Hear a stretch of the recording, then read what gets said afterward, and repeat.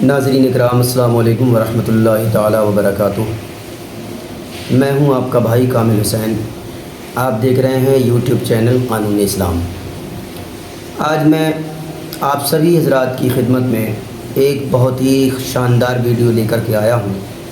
आप जो देख रहे हैं कि ये महीना रबीउल अव्वल शरीफ का चल रहा है और रबीउल अव्वल शरीफ के मौके पर हम सुन्नी मुसलमान नबी सल्लल्लाहु अलैहि वसल्लम से मोहब्बत करने वाले जुलूस मुहम्मदुर रसूलुल्लाह सल्लल्लाहु अलैहि वसल्लम का अहतमाम करते हैं, मिलाद मुस्तफ़ा का अहतमाम करते हैं। और इस मिलाद मुस्तफ़ा के मौके पर हम रोशनी का अहतमाम करते हैं, खुशियाँ मनाते हैं।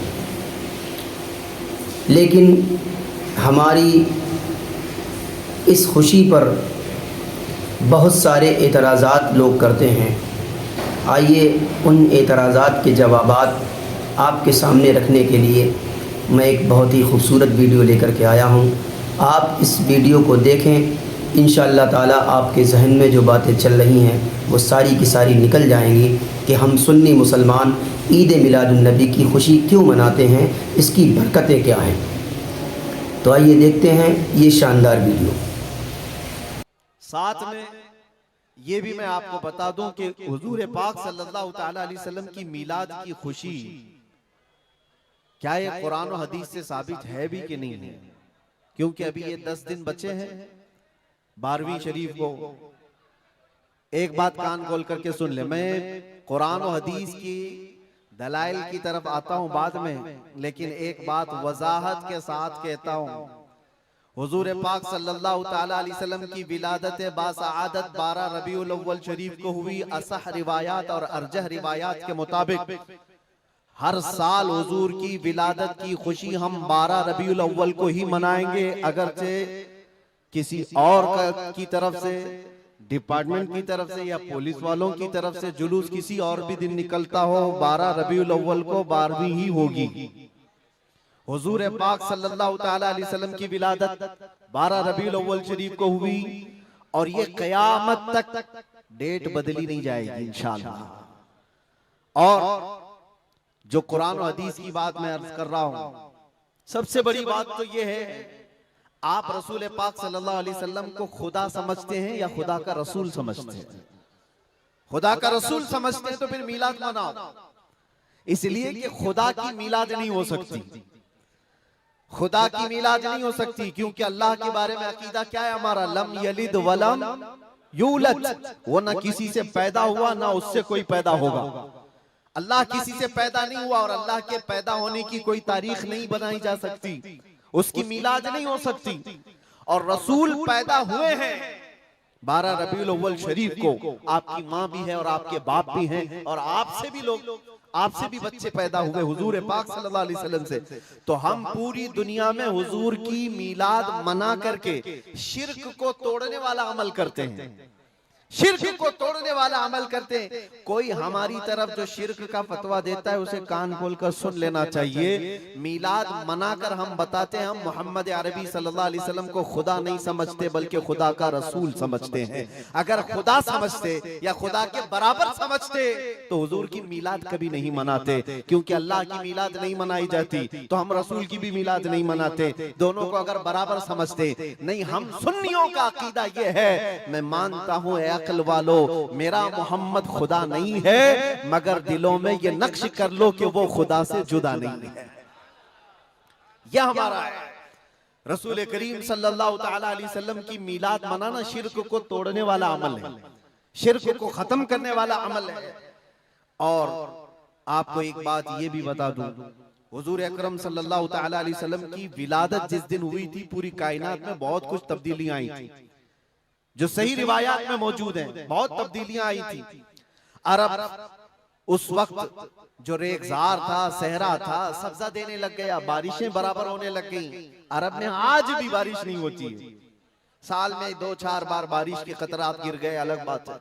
मौसम बाज़ाब्ता जैसे बारिश का यहाँ होता है नहीं होता। लेकिन जिस साल हुजूर पाक सल्लल्लाहु अलैहि वसल्लम की विलादत होने वाली, अरब में सब्जे उगने लग गए हैं, या बारिश होने लग गई है। और उस साल जो हालात की तब्दीली थी, मुल्क शाम में एक नदी जो सूख चुकी थी वो अचानक जारी हो गई, पानी भर आया। और एक नदी जो हमेशा बहती वो अचानक सूख गई।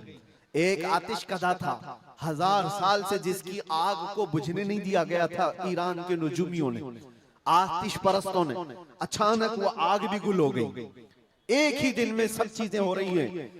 और कायनात में ये जो बड़ी बड़ी तब्दीलियां हुई थी, उस दिन एक और तब्दीली, बुत सारे औंधे मुंह गिरे हुए थे। जो 12 रबीउल अव्वल शरीफ का दिन था, ये सही रिवायात से मैं बता रहा हूं, बुत औंधे मुंह गिरे हुए।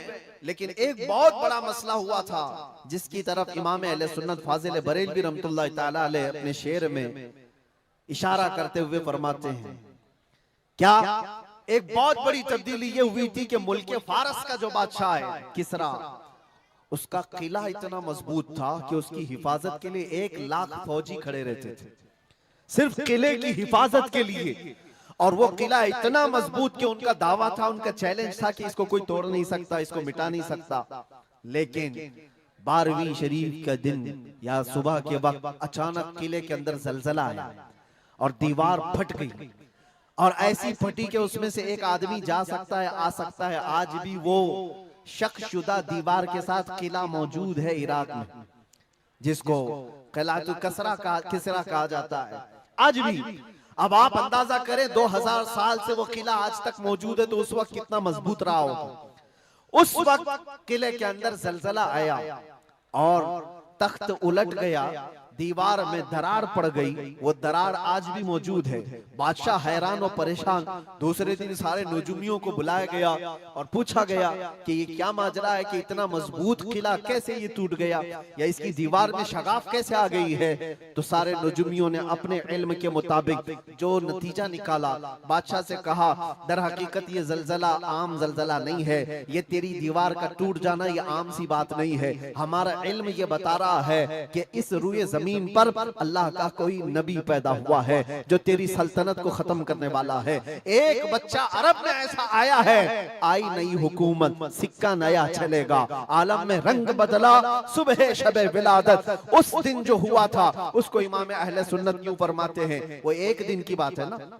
हुजूर की विलादत हुई, फारस के किले में क्या हुआ, जलजला आया। हुजूर की विलादत इधर मक्का में हुई और मुल्क फारस में जलजला आया और किले के अंदर दरार आई। अब सुनो, आला हजरत कहते हैं, हश्र तक डालेंगे हम पैदाइश मौला की धूम, यानी कयामत तक हम रसूलुल्लाह की मिलाद का जिक्र धूमधाम से मनाएंगे। इसका असर क्या होगा, फारस में तो देखा था किले में जलजला आ गया था, हुजूर के पैदाइश के जिक्र से ही किला हिल गया था।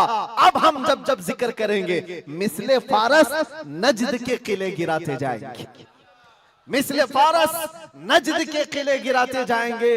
आज जिन लोगों के किले गिरते हैं या हिलते हैं, वो जिक्र मुस्तफा से ही गिरते हैं, लेकिन उसका हमें कुछ असर नहीं होना चाहिए। खाक हो जाएं अदू जलकर, मगर हम तो रजा, दम में जब तक दम है जिक्र उनका सुनाते जाएंगे। अजीजा ने गिराम वक़ार, मैं बहुत छोटे से वक्त के लिए आपके पास आया हूं, लेकिन एक अजीम मैसेज देकर के कि मिलाद मुस्तफा सल्लल्लाहु अलैहि वसल्लम के मौके पर सारे सुन्नियों को यह चाहिए कि सिर्फ झंडे लगाने और कुमकुमे लगाने और बड़े बड़े नारे लगाने से ही ईद मिलादुन नबी का आप एहतमाम नहीं कर रहे हो, बल्कि हर सुन्नी आशिक रसूल को चाहिए कि वो इस मौसम में नहीं बल्कि पूरी जिंदगी उसकी है, लेकिन इस मौसम में खास तौर पर अपने नबी पाक सल्लल्लाहु अलैहि वसल्लम की सीरत तो पढ़ ले, मेरे आका सल्लल्लाहु अलैहि वसल्लम की बायोग्राफी मालूम हो जाए, हुजूर पाक की जिंदगी को समझ जाएगा।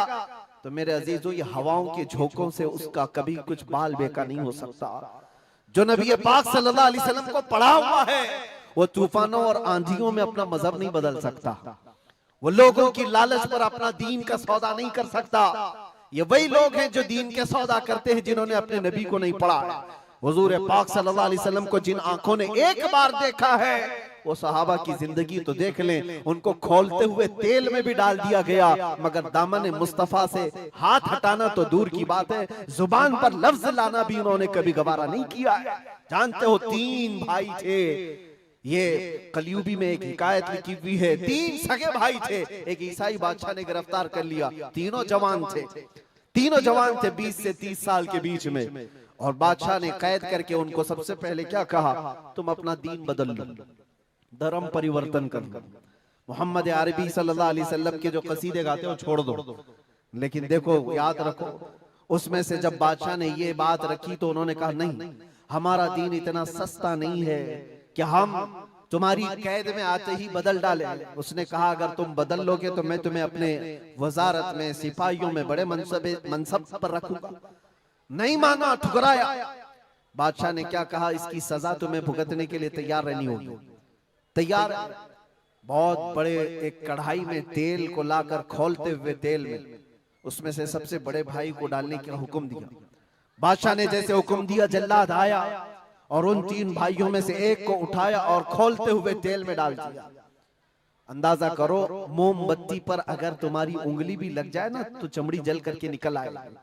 और पता नहीं कितने दिन तक इसकी जलन आपको होती रहे। लेकिन एक पकते हुए तेल में डाला जा रहा है। डाल दिया, जिस्म पूरा चरमरा गया। थोड़ी देर गुजरी, 2 भाई और मौजूद, दूसरे को बुलाया गया। देखा तुम्हारे भाई का हश्र क्या हुआ है, तुम अगर बादशाह की पेशकश को कबूल कर लो तो शायद तुम्हारी जान बच सकती है। दूसरे ने मुस्कुराया और कहा, वही शायद उनकी ही जुबान थी जो बरेली से यूं आती है, जिंदगी ये नहीं किसी की किसी के लिए, जिंदगी है नबी की नबी के लिए। मेरे बड़े भाई को जलाने के बाद अब तो तुमने और भी मुश्किल कर दिया है फैसला। मैं इस बात के लिए तैयार हूं कि इससे बड़े तेल में भी मुझे डाला जाए, लेकिन जुबान पर मेरे मुस्तफा के दामन को छोड़ने वाली बात कभी नहीं ला सकता। दूसरे भाई को भी उठाया गया और खोलते हुए तेल में डाल दिया। 2 भाइयों की शहादत हो गई जगह पर ही। वो तेल में डालना, जुबान पे अल्फाज हो सकता है, आसानी से हम बोल रहे हैं और आप आसानी से सुन रहे हैं। प्रैक्टिकल जिसके साथ होगा वो अंदाजा कर सकता है दर्द और कर्ब किसको कहते हैं, शिद्दत की तकालीफ किसको कहते हैं। मेरे अजीजों, तीसरा जो नौजवान था वो बहुत ही कम उम्र का था, 22 से 23 साल का होगा। बादशाह का जो वजीर वहां पर था, उसने देख करके बादशाह से कहा, इस लड़के को मेरे हवाले कर दीजिए, मैं इसको बदल करके लाऊंगा, मेरा चैलेंज है। क्यों, जान इसकी भी ले लेंगे, मैं इसको बदल करके लाऊंगा। इतने मजबूत लोग कैसे हो सकते हैं अरब के कि खोलते हुए तेल में इनके भाइयों को डाला गया, तब भी ये बदल नहीं रहे। 2 को मरते हुए, अरे यहाँ एक को डंडा पड़ते हुए देखकर सारे भाग जाएं, और ये 2 को जलते हुए देख करके भी टस से मस नहीं होते। कैसा अकीदा है, कैसा तसल्लुब है इनका। बादशाह ने कहा, किस बात पर तुम्हें यकीन है कि इसको तुम बदल लाओगे। उसने कहा, मुझे भरोसा है, आप मुझे दीजिए 1 महीने का टाइम, इसको बदल कर न लाओ तो फिर मुझे आप जो सजा दे। बादशाह ने कहा, ठीक है, ले जाओ। तीसरे को खोलते हुए तेल में डालने की बजाय बादशाह ने अपने वजीर के हवाले कर दिया। और दुनिया देखो, वो मेरे अजीजों याद रखो, आशिकाने मुस्तफा से 2 इम्तिहान हर जमाने में होते रहेंगे, आज भी हो रहे हैं और होते रहेंगे। पहला इम्तिहान, मौत से डरा करके तुम्हारा दीन छीन लिया जाएगा। मौत से डरा करके ये हो जाएगा, वो हो जाएगा, तुम्हें ये कर दिया जाएगा, वो कर दिया जाएगा। मौत का डर, खौफ तुम्हारे कदमों में डगमगाहट लाने के लिए लाया जाता है। अगर मौत से नहीं डरता कोई आदमी तो उसके साथ दूसरा पेंतरा क्या खेला जाता है। ये दुनिया का दस्तूर है, हमेशा से जब देखती है दुनिया के ये मौत से डरता नहीं है तो फिर इसको औरत और दौलत की लालच से खरीदने की कोशिश की जाती है। ये 2 चीजें ऐसी हैं जो अच्छे का सौदा कर जाती हैं। बहुतों ने अपना ईमान सिर्फ शबाब पर बेच दिया है, हुस्न शबाब को देख करके। औरतों के दिल दादा हुए या दौलत के दिल फरेब हो गए और उन्होंने अपना दीन का सौदा कर लिया है। नौजवानों, याद रखो, तुम्हारी जिंदगी में अगर ये 2 इम्तिहानों में से कोई इम्तिहान आए तो अपने नबी पाक को याद कर लेना, हुजूर को याद कर लेना और अल्लाह के नबी सल्लल्लाहु अलैहि वसल्लम की बारगाह में ये इस्तिगासा कर लेना कि मेरे आका, बड़ा सख्त और कठिन वक्त आया है। दुनिया मौत से डरा करके कभी मेरा ईमान छीनने की कोशिश कर रही है, अगर उससे मैं नहीं डगमगाया तो दुनिया मुझे हुस्न शबाब की लालच दे करके अपनी तरफ लेना चाहती है। अब उस वजीर ने क्या किया, उस छोटे से नौजवान लड़के को अपने घर ले गया और उसकी बेटी थी जो निहायत हसीन और जमील, बहुत खूबसूरत लड़की उस वजीर की थी। अपनी बेटी को बुलाया और कहा, बेटी तेरे लिए एक काम देता हूँ, 1 महीना हमको मिला है, इस नौजवान को अपनी मोहब्बत में, अपने हुस्न जमाल में लेकर के आजा, बादशाह सलामत से जो इनाम चाहे तुझे ला करके दे दूंगा। अपनी लड़कियां आशिकाने मुस्तफा को खरीदने के लिए कल भी भेजे जाते थे, आज भी भेजी जा रही है। हो सकता है बहुत सारी जगहों पर जो हमारे लोग मुर्तद होते जा रहे हैं, वो जो बच्चियां आज अपने दीन और ईमान का सौदा करके भागती हैं किसी गैर के साथ और कहीं जा करके शादियां रचाती, वो ये समझती हैं कि ये कॉमन सी बात है।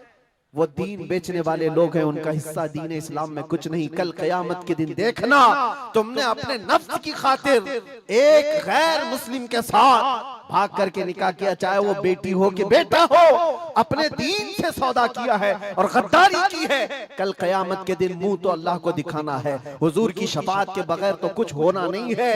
देखना हश्र में जो हुजूर पाक सल्लल्लाहु तआला अलैहि वसल्लम के साथ तुम खड़े रहोगे कि हम खड़े रहेंगे, वो वक्त आने वाला है। उस नौजवान के साथ क्या हुआ, वजीर ने अपनी बेटी तो लगा दी। अल्लाह की पनाह मेरे अजीजों, हुजूर पाक का इश्क का एक कतरा भी जिसके दिल में आता है, ऐसी चीजें उसके पांव को नहीं डगमगाती, न कभी उसका ईमान खरीद सकती हैं, न उसके दीन का सौदा कर सकती हैं। वो लड़की रोजाना आती, रात के वक्त बैठ जाती और ये नौजवान जैसी महसूस करता, मेरे कमरे में अकेले तन्हा रहने के बावजूद वजीर की खूबसूरत हसीन जमील बेटी, जिसके निकाह के पैगाम बादशाहों के औलाद से आया करते थे, शहजादे निकाह का पैगाम भेजा करते, वो लड़की मेरे पास आकर बैठ जा रही है। नौजवान क्या करता था, मुसल्ला बिछाया और सजदे में गिर गया। जब तक वो उठती नहीं थी ये सर उठाता नहीं था। ये रात भर के सजदे इसके इसी तरह रहते, वो ऊँगती रहती, देखती रहती, इंतजार करती रहती और थक करके वापस चली जाती। महीना गुजरने को आया था मेरे अजीजों, उस नौजवान ने आंख भरकर एक बार देखा भी नहीं और वो थक हार करके महीना खत्म होने के बाद उस नौजवान को मुखातब करके कहती है, ऐ नौजवान एक बार मेरे हुस्न को देख तो ले। मुझे देखने के लिए बादशाहों के बेटों की भी कतार लगती है, कई बड़े बड़े लोग पैसों के अंबार लगा सकते हैं मेरे हुस्न को देखने के लिए, एक तू है कि मैं आता हूं तो मुसल्ले पे गिर जाता है। उठ एक बार देख तो ले, मुझे अल्लाह ने कैसा हुस्न दिया है, कैसा जमाल दिया है, एक बार देख तो ले।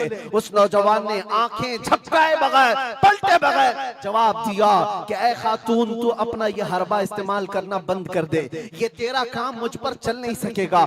वजह ये है, जिन आंखों में एक बार जमाले मुस्तफा बस चुका हो, उसको दुनिया का हुस्न कभी धोखा नहीं दे सकता, दुनिया का जमाल उसे खरीद नहीं सकता।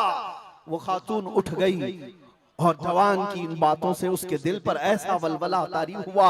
वो खातून कहती है, ऐ नौजवान खड़ा हो जा, मैं तुझे खरीदने नहीं आई, मैं तुझे अपनी दामे फरेब में फंसाने नहीं आई, उठ जा, अब मेरी एक अर्जी सुन ले। नौजवान उठा और पूछा क्या अर्जी है। कहती है कि मैं अब तेरी मोहब्बत में गिरफ्तार हूँ, मैं चाहती हूँ कि तू मेरे दीन में ना आ बल्कि तू अपने दीन में मुझे दाखिल कर ले। जिसके हुस्न ने तेरी आंखों को ऐसा बाकमाल बनाया है कि तन्हा होते हुए भी कभी तूने मेरे हुस्न को नहीं देखा, मैं चाहती हूँ कि उस हुस्न के पैकर जमाले मुस्तफा की मैं भी दिलदादा हो जाऊं। उस नौजवान को उठाया और कहा, मुझे पढ़ा दे ला इलाहा इल्लल्लाह मुहम्मदुर रसूलुल्लाह। हर जमाने में आशिकाने मुस्तफा जो होते हैं, हर जमाने में जो आशिकाने मुस्तफा होते हैं, वो दूसरों की छाप अपने ऊपर लेते नहीं हैं, बल्कि जहां जाते हैं अपनी छाप दूसरों पर छोड़ करके आते हैं। यही होती है जिंदगी आशिकाने मुस्तफा की। उस नौजवान ने उसे कलमे तैयबा पढ़ाया और उस खातून ने कहा, चलो यहाँ से निकलो, कुफरिस्तान से निकल करके हम निकाह करते हैं और साथ जिंदगी गुजारेंगे। तवज्जो चाहता हूँ, तवज्जो चाहता हूँ, ये मेरी बात को खत्म होने दो। ऐ नौजवानों, आज तुम्हें कोई बहकाने वाला, खोलते हुए तेल में डालने वाला नहीं है, उसके बावजूद तुमने पता नहीं अपने कितने घंटे ये सारे सोशल मीडिया पर आई हुई ऐसी हसीना और जमीलाओं के पीछे अपनी रातें बर्बाद कर डाली। तुम्हें पता नहीं ये आंखें अल्लाह ताला ने तुम्हें किस लिए दिए हैं। दुआ ये करो कुछ ऐसा कर दे मेरे किरदिगार आंखों में, हमेशा नक्श रहे रूए यार आंखों में। उन्हें न देखा तो किस काम की है ये आंखें कि देखने की है सारी बहार आंखों में। अजीजा ने गिरामी, उस नौजवान ने उस खातून की बात सुन ली और कहा चलो मुझे इस जगह से, इस कैद से निकालो, हम ये शहर छोड़ देते हैं, ये मुल्क छोड़ देते हैं। उस खातून ने उस नौजवान को आजाद किया और साथ लेकर चल पड़ी, शहर भी छोड़ दिया, बाहर निकल पड़े। रात का वक्त है, अचानक वो आधा रास्ता तय किए कि पीछे से घोड़ों के दौड़ने की आवाज आई। तवज्जो चाहता हूँ, एक फौज आ रही है और हिनहिनाने वाले घोड़ों की आवाजें आने लगी। दोनों डर गए, नए लोग हैं, नौजवान लड़का है, नौजवान लड़की है और शहर से भागे हुए हैं, दीन इस्लाम कबूल करके निकले हुए हैं। बादशाह को हो सकता है खबर हो गई होगी, वजीर को पता चल गया होगा कि कैद से निकला हुआ ये फरार मुजरिम हमारा शहर छोड़कर जा रहा है। पूरी फौज आती हुई नजर आ रही थी। ये दोनों एक दरख्त के पीछे ओट पर छुप कर खड़े हो गए। पता नहीं अब इसके आगे क्या होने वाला है, हमें गिरफ्तार कर लिया जाएगा, हो सकता है हमारा भी अंजाम वही होगा जो हमारे दो भाइयों के साथ हुआ। लेकिन इत्तेफाक की बात है, वो घोड़े करीब से करीब आते गए, वो फौज करीब आ गई और जब आ गई तो करीब आकर वो फौज रुक गई। इन्होंने देखा नहीं ये फौज कौन थे, ये लोग कौन थे। दरख्त के पीछे छुपे हुए हैं नौजवान और वो दुशीसा। अचानक आने वाली फौज में से एक गरजती हुई आवाज आती है, नाम लेकर के नौजवान का पुकारा जाता है, ऐ फलां बिन फलां बाहर आ जा, बाहर आ जा। बाहर ये नौजवान आता है तो देखता है बादशाह की फौज नहीं है, वजीर की फौज नहीं है, बल्कि वो दोनों शहीद भाई घोड़े पर सवार है और सारी फौज में रसूलुल्लाह के वो शहीद सहाबा तशरीफ लाए हुए हैं। नारे तकबीर, नारे रिसालत। सुभान अल्लाह, माशाअल्लाह। मेरे अजीज़ व दोस्तों, देखा आपने क्या शानदार पैगाम इस वीडियो ने दिया। इंशाअल्लाह ताला मैं उम्मीद करता हूँ कि इस वीडियो को देख करके आपके जहनों में बहुत सारी बातें जो चलती होंगी वो निकल गई होंगी कि हम सुन्नी मुसलमान मिलाद मुस्तफ़ा जनाब मोहम्मद रसूलुल्लाह सल्लल्लाहु अलैहि वसल्लम की आमद की खुशियाँ क्यों मनाते हैं। तो मेरे भाई अजीज़ व दोस्तों, मैं गुजारिश करूँगा कि अगर आपको ये वीडियो पसंद आई हो तो इस वीडियो को लाइक करें, शेयर करें और हमारे यूट्यूब चैनल कानून इस्लाम को सब्सक्राइब ज़रूर करें। अस्सलामु अलैकुम वरहमतुल्लाहि ताला व बरकातुहू।